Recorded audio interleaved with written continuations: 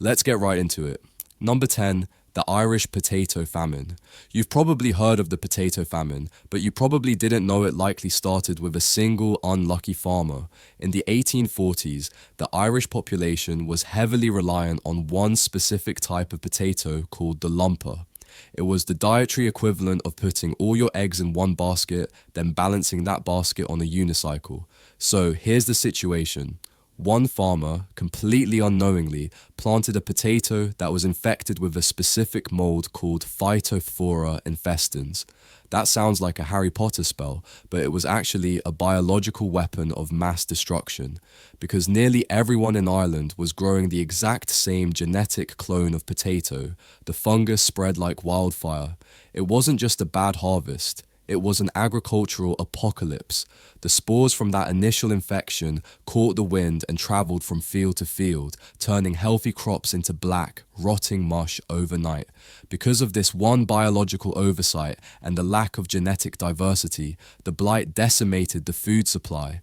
The result was horrific. 1 million people died from starvation and disease, and another million were forced to flee the country, changing the demographics of the world forever.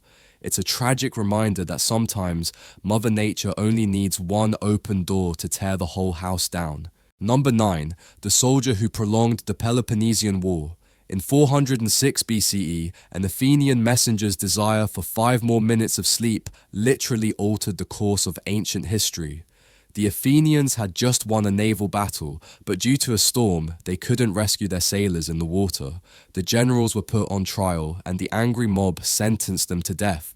However, the mood in Athens shifted. People realized, hey, maybe we shouldn't kill our best generals while we are in the middle of a war. A counter-order was issued to stop the execution. This is where our sleepy hero comes in. The messenger entrusted with this life-saving order overslept. He missed his departure time. By the time he finally rolled out of bed, grabbed his coffee, and arrived at the destination, the executioner had already done his job. The generals were dead. The Athenian public was outraged, morale tanked, and the leadership vacuum was massive. Without their best military minds, Athens fumbled the rest of the war. This one nap contributed to the conflict dragging on for 27 more years, leading to the total defeat of Athens by Sparta. Next time you overslept, just remember, at least you didn't cause the fall of a civilization. Number 8, the Tulip Mania crash. If you think modern crypto bros losing money on pictures of monkeys is wild, let me introduce you to the Dutch in 1637. They were obsessed with tulips. Not gold, not land, flowers. People were trading their life savings, their houses, and their livestock just to get their hands on a single bulb. The prices were inflated to levels that make absolutely no sense, fueled by pure hype. The crash didn't happen because of a war or a famine. It happened because of a typo, or rather a hero. At a frantic auction in Harlem, a clerk was recording bids. Amidst the shouting and the chaos, he misheard a price. Instead of the actual bid, he wrote down a number that was wildly, impossibly high. Even for them, when this inflated number was read out or circulated, reality suddenly hit the room like a wet towel. People looked at that number and thought, okay, this is actually insane. We can't pay that. The spell was broken. Panic set in instantly. Everyone tried to sell at once, but nobody was buying. The market confidence shattered faster than a dropped vase. The Dutch economy went into a tailspin, all because one guy needed to clean the wax out of his ears before heading to work. Number 7, the burning of the Library of Alexandria. If you ever wonder why we don't have jetpacks, or why it took us so long to figure out steam engines, you can probably blame a Roman soldier in 48 BCE. Julius Caesar was in Egypt, involved in a civil war, and things were getting heated, literally. He was pinned down at the harbor in Alexandria and needed a distraction to escape. He ordered his soldiers to set fire to the Egyptian fleet docked nearby.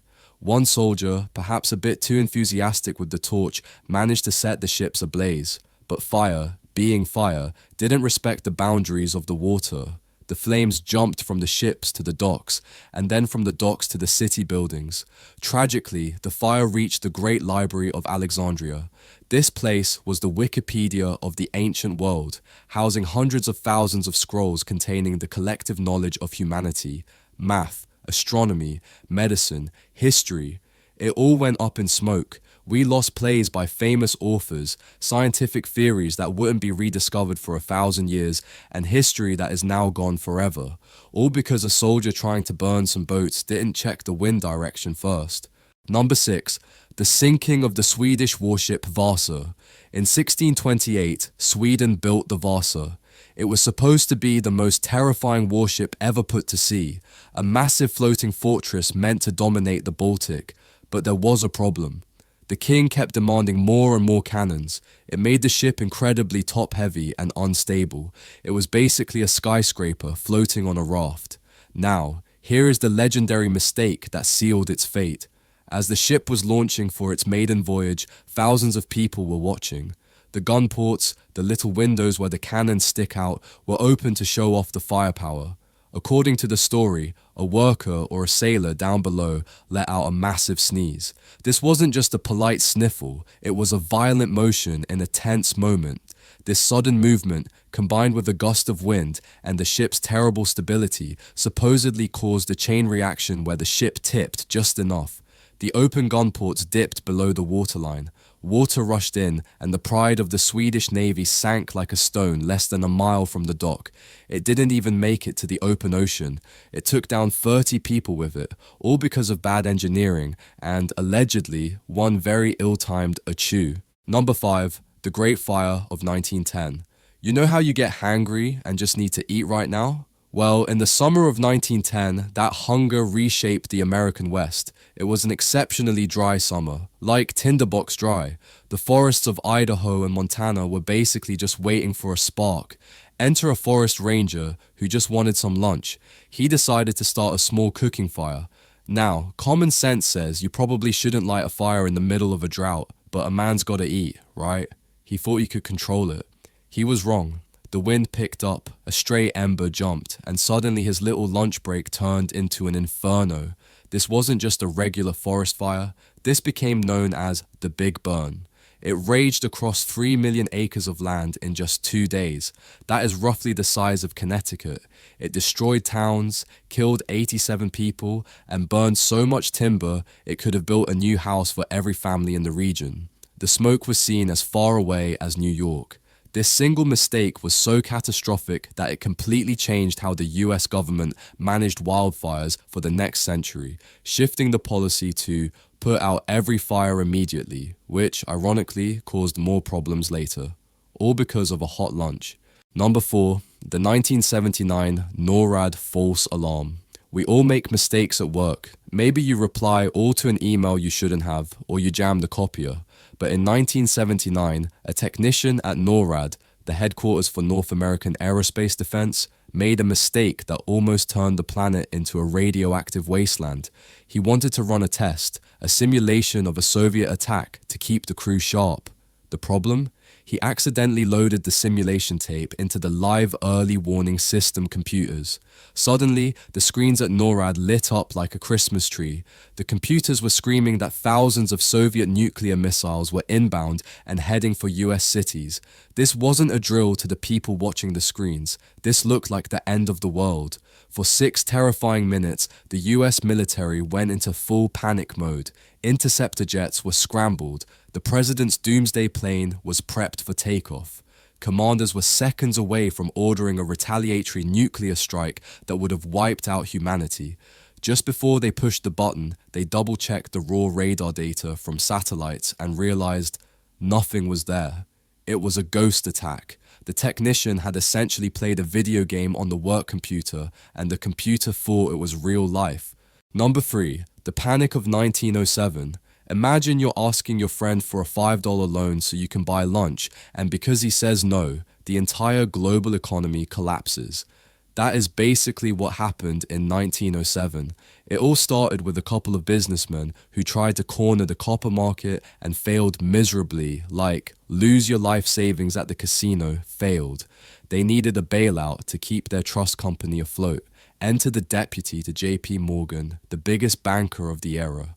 This deputy looked at a loan request from these failed businessmen and decided to play hardball. He just flat out refused the loan. Now, you might think, Good for him, don't throw good money after bad, right? Wrong. That single no was the domino that tipped over the entire table. Because he refused to help, people panicked. They thought, if they don't have money, maybe my bank doesn't have money. It triggered a massive run on the banks. People were lining up around the block to withdraw cash that didn't exist. The stock market crashed so hard it nearly flatlined. It got so bad that JP Morgan himself had to lock massive bankers in his library and refused to let them out until they agreed to put money back into the system. This one deputy's refusal to sign a check literally terrified the US government so much that they eventually created the Federal Reserve just to make sure one guy's bad mood couldn't tank the country again. Number 2. Pedro I abdicates the throne of Brazil. Imagine getting so frustrated with your job that you just rage quit. Now imagine your job is emperor of an entire country. That is what Pedro I of Brazil did in 1831. Pedro was a bit of a hothead. He was dealing with political scandals, an unhappy populace, and some personal drama. Instead of taking a deep breath or maybe going to therapy, he made an impulsive, emotional decision. He abdicated the throne. He literally just handed in his resignation letter and bailed to go fight a war in Portugal. But here is the kicker. He didn't hand the country over to a seasoned general or a wise politician. He abdicated in favor of his son, Pedro II. His son was 5 years old. 5. You wouldn't trust a 5-year-old to watch your goldfish, let alone run a massive South American empire. Pedro I hopped on a boat and left his toddler to deal with the sharks. This threw Brazil into decades of political chaos. Regents tried to rule in the kid's place, leading to rebellions, near civil wars, and the country almost fracturing into smaller states. It took years for things to stabilize, all because Pedro I threw a royal tantrum and left a kindergartner in charge. Number 1. The 2003 North America blackout. You're sitting in your house, the AC is humming, the Wi-Fi is connecting, life is good. Then, click. Everything goes dark.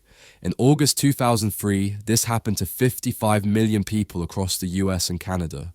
It wasn't a terrorist attack. It wasn't a solar flare. It was a software bug and some lazy tree trimming. It started in Ohio. An overworked employee at a power company was monitoring the grid. A high-voltage power line sagged because it got hot and brushed against some overgrown trees that hadn't been trimmed. This caused a short circuit. Normally, an alarm would go off, telling the guy, "Hey, fix this before it melts the grid." But the alarm software had frozen. The employee ignored the lack of updates, thinking everything was fine. Because he missed that one alert, the failure cascaded. It was like a domino effect on steroids. Power plants sensed the issue and shut down to protect themselves, forcing other plants to take the load, which made them shut down. Within minutes, the grid collapsed from the Midwest to New York City to Toronto. People were trapped in subways, sleeping on sidewalks, and melting in the summer heat. Billions of dollars were lost, all because of one frozen computer screen and a tree branch.